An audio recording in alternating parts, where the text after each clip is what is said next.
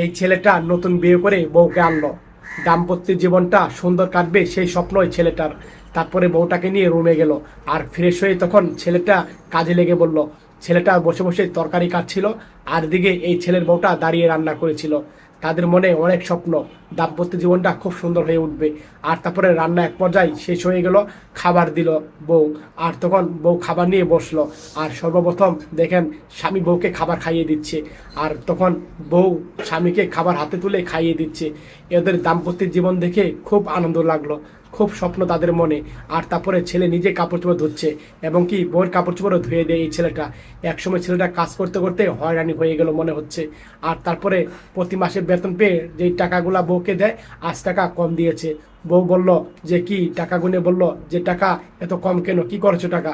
আর ছেলে কোনো কথা বললো না। আর তখন বউটা রাগ হয়ে গেল, আর তার সংসার করবে না। টাকাগুলা দিয়ে তখন তার লাকেজটা বের করে বলল তুমি থাকো, আমি চলে যাচ্ছি। ছেলে অবাক হয়ে তাকিয়ে রইল। আর বউ পিছন থেকে একটু তাকালো না, চলে গেল। ছেলে ডেলিভারি ম্যানে চাকরি করে পার্সেল দিতে গেল।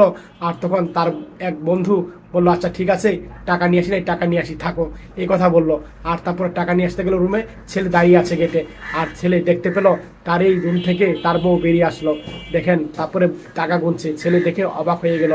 সত্যি ভাই, কিছু লোভী মেয়ে আছে, যেখানে টাকা বেশি পা সেখানেই রাত কাটা, তাদের কোনো দ্বিধাদ্বন্দ্ব লাগে না।